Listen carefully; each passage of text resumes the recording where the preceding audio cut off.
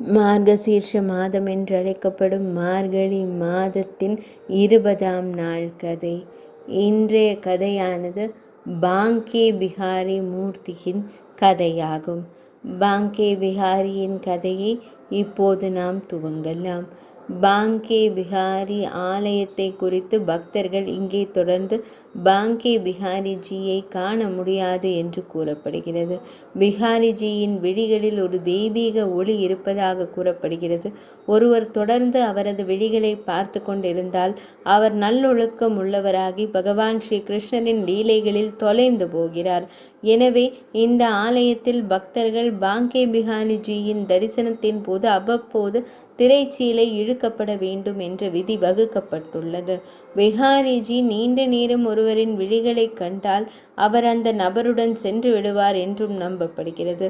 அதனால் இந்த ஆலயத்தில் அடிக்கடி திரை போட்டு மறைத்து திரைச்சீலை விதி வகுக்கப்பட்டிருக்கிறது. நம் நாட்டில் மத மற்றும் புனித நகரமான பிருந்தாவனத்தில் அமைந்துள்ள பாங்கே பிஹாரி ஆலயம் மிகவும் அழகாகவும் பிரம்மாண்டமாகவும் உள்ளது.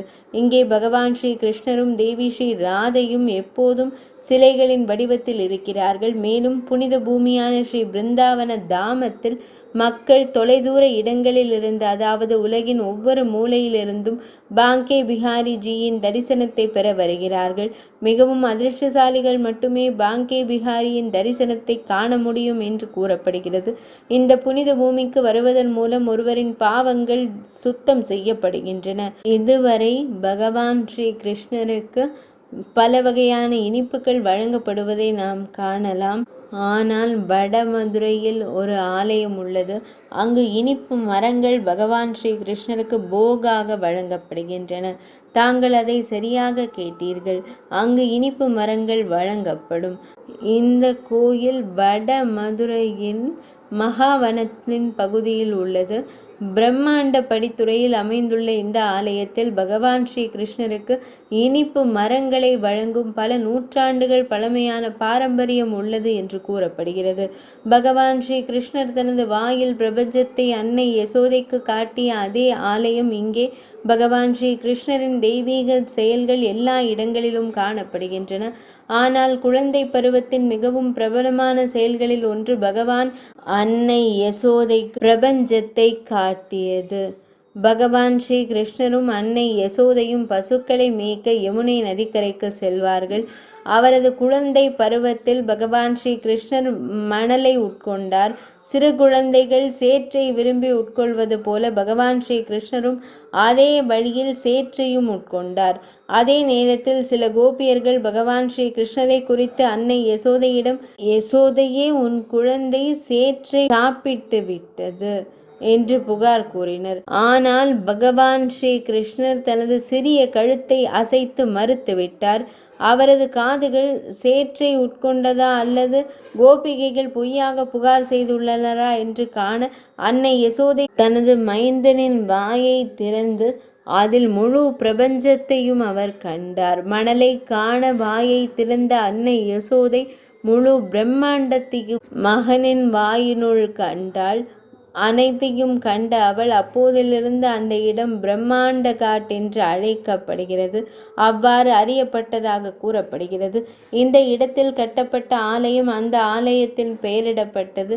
தாங்கள் கருப்பையில் கத்திய போது மன்லாவின் வார்த்தைகள் கூறப்பட்டதா? பிரம்மாண்ட பலதேவரின் நெல் அரைப்பது போல மற்றும் மிகவும் மதிப்புமிக்க ஆலயங்களில் ஒன்றாக அது கருதப்படுகிறது. சுவாமி ஹரிதாஸ்ஜி பகவான் ஸ்ரீ கிருஷ்ணரின் சிறந்த பக்தர்.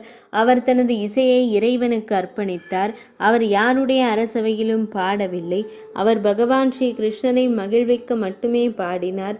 நிதிவனத்தில் அமர்ந்திருக்கும் பொழுது தனது இசையால் தனது இறைவனை அவர் மகிழ்வித்தார். பிருந்தாவனத்தில் அமைந்துள்ள பகவான் ஸ்ரீ கிருஷ்ணரின் ராசஸ்தலம். ஹரிதாஸ்ஜியும் பகவானின் பக்தியில் மூழ்கி பாட அமர்ந்த போது அவர் பகவானின் பக்தியில் மூழ்கி விடுவார். அவர் தன்னை சுற்றியுள்ள எதையும் குறித்து கவலை கொள்ளவில்லை. ஒரு முறை பகவான் ஸ்ரீ கிருஷ்ணர் அவர் முன் தோன்றி அவரது பக்தி மற்றும் பாடலில் மகிழ்ச்சி அடைந்தார். பின்னர் ஹரிதாஸ்ஜி மயங்கி அவரை தடவத் தொடங்கினார். இவ்வாறு அது ஒரு வழக்கமாக மாறியது. அவர் பாடும் போதெல்லாம் பகவான் ஸ்ரீ கிருஷ்ணர் அவர் முன் தோன்றுவார்.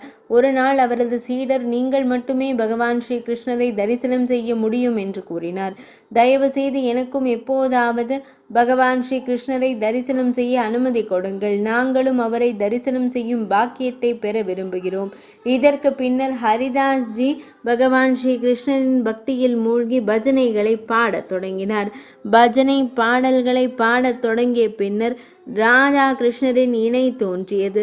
திடீரென்று ஹரிதாஸின் குரலில் மாற்றம் ஏற்பட்டது. அவர் பாடத் தொடங்கினார். அழகான பாடல்கள் தோன்றியது. அழகான நிறம், ஷாமசுந்தரரான பகவான், தேவி ராதை இவர்கள். அவள்தான் முதல். இப்போது நான் ஒரு நடிகையைப் போல முன்னேறி வருகிறேன். உடலின் ஒவ்வொரு பகுதியிலும் ஒளிர்ந்தது. புத்திசாலித்தனமும் அழகும் இப்படித்தான் இருந்தன. பகவான் ஸ்ரீ கிருஷ்ணர் ஹரிதாசரின் சுவாமி ஷாமா பஞ்ச் பிகாரி போல இருந்தார். ஹரிதாஸ்ஜியின் பஜனையை கேட்ட பின்னர் பகவான் ஸ்ரீ கிருஷ்ணரும் தேவி ராதையும் அவரது பாசியாக இருக்க தங்கள் விருப்பத்தை வெளிப்படுத்தினர். பின்னர் ஹரிதாஸ்ஜி பகவான் ஸ்ரீ கிருஷ்ணரிடம் கூறத் தொடங்கினார், கடவுளே, நான் ஒரு துறவி. நான் தங்களை இடுப்பு துணியை அணியச் செய்வேன். ஆனால் ஒவ்வொரு நாளும் அன்னைக்கு ஆபரணங்கள் மற்றும் ஆடைகள் எங்கிருந்து பெறுவேன்? பக்தியின் நறுமணத்தை கேட்ட பின்னர் பகவான் ஸ்ரீ கிருஷ்ணர் புன்னகைக்க தொடங்கினார். பின்னர் ராதா கிருஷ்ணரின் இணை ஒன்றுபட்டு ஒரு விக்கிரகத்தின் வடிவத்தை எடுத்தது. பின்னர் ஹரிதாஸ்ஜி இந்த விக்கிரகத்திற்கு பாங்கே பிகாரி என்று பெயர் சூட்டப்பட்டது.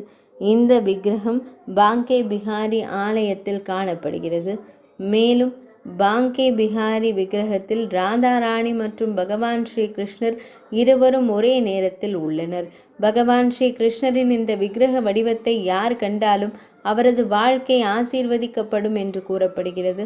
அவரது அனைத்து விருப்பங்களும் நிறைவேறும். பகவான் ஸ்ரீ கிருஷ்ணரும் தேவி ஸ்ரீ ராதையும் தங்கள் பக்தர்களின் அனைத்து பிரச்சனைகளையும் நீக்குகிறார்கள்.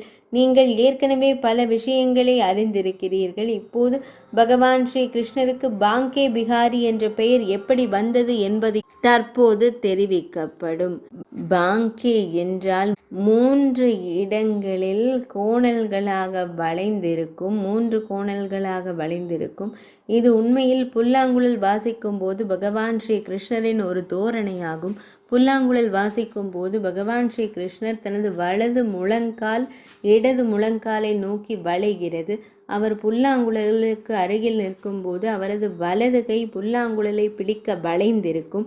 இதேபோல் அவரது தலை இந்த நேரத்தில் அல்லது அவர் வாசிக்கும் வரை ஒரு பக்கமாக சற்று சாய்ந்திருக்கும். புல்லாங்குழல் மற்றும் பக்தர்கள் அனைவரும் பகவான் ஸ்ரீ கிருஷ்ணரின் இந்த பாங்கே வடிவத்தை கண்டிருக்க வேண்டும். பகவான் ஸ்ரீ கிருஷ்ணர் தேவி ராதையுடன் இருந்தபோது அவர் தனது புல்லாங்குழல் மிகவும் மெல்லிசையாக இசைத்தார். அவர் சுற்றுப்புறத்தை குறித்த உணர்வை இழந்தார். தேவி ராதையும் தனது புல்லாங்குழலின் இசையை கேட்க ஆர்வமாக இருந்தார். பாங்கே பிகாரி ஆலயத்தை குறித்து ஒருவர் அவரை காண்பது தடை செய்யப்பட்டுள்ளது என்று கூறப்படுகிறது.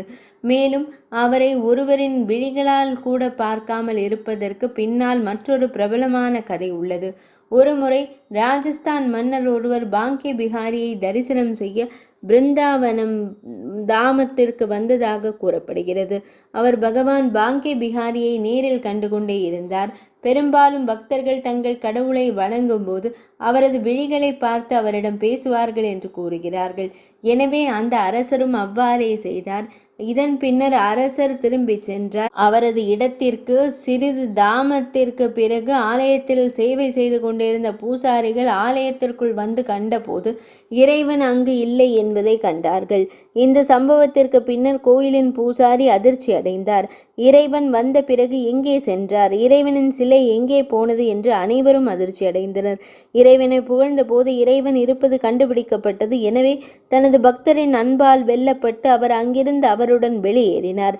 பின்னர் நிறைய நிரம்ப பிரார்த்தனைகள் செய்யப்பட்டன.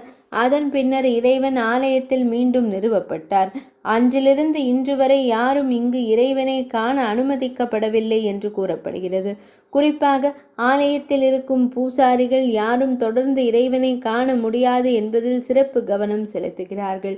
எனவே சிலைக்கு முன்னால் அவ்வப்போது ஒரு திரைச்சீலை வரையப்படுகிறது. பகவான் ஸ்ரீ கிருஷ்ணரின் சிலை என்று கூறப்படுகிறது. பாங்கே பிகாரி ஆலயம் எந்த கைவினைஞராலும் அல்லது கட்டிட கலைஞராலும் உருவாக்கப்படவில்லை. ஆனால் அவரே உருவாகினார். இது ஒரு சுயமாக உருவாக்கப்பட்ட சிலை, சுயம்பக்த திருத்தலமாக இருக்கிறது. மேலும் சிறப்பு என்னவென்றால், பாங்கே பிஹாரியின் இந்த சிலை எந்த கல்லாலும் அல்லது எந்த உலோகத்தாலும் செய்யப்படவில்லை, ஆனால் அது மரத்தாலான. பாங்கே என்றால் 3 பக்கங்களில் இருந்தும் வளைந்திருக்கும், அல்லது நீங்கள் அதை திரிபங்க நிலை என்று அழைக்கலாம். பாங்கே பிஹாரிஜியின் வெளிப்பாடு கொண்டாடப்படுகிறது மற்றும் அவரது தரிசனம் பிருந்தாவன தாமம் வருகை மூலம் செய்யப்படுகிறது.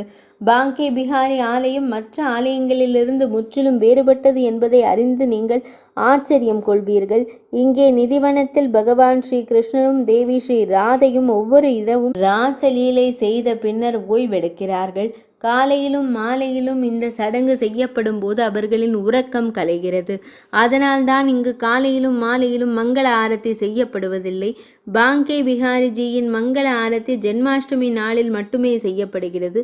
அதேபோல் பாங்கே பிஹாரிஜி சரத் பூர்ணிமா நாளில் மட்டுமே வணங்கப்படுகிறார். பாங்கே பிஹாரிஜி பன்சி என்று அழைக்கப்படும் புல்லாங்குழலை அணியச் செய்யப்படுகிறார். இதுவே இன்றைய பாங்கே பிஹாரிஜியின் கதை. மார்கசீர்ஷ மாதம் என்று அழைக்கப்படும் மார்கழி மாதத்தின் 20ஆம் அத்தியாயமான 20ஆம் நாள் கதை இனிதே நிறைவடைந்தது.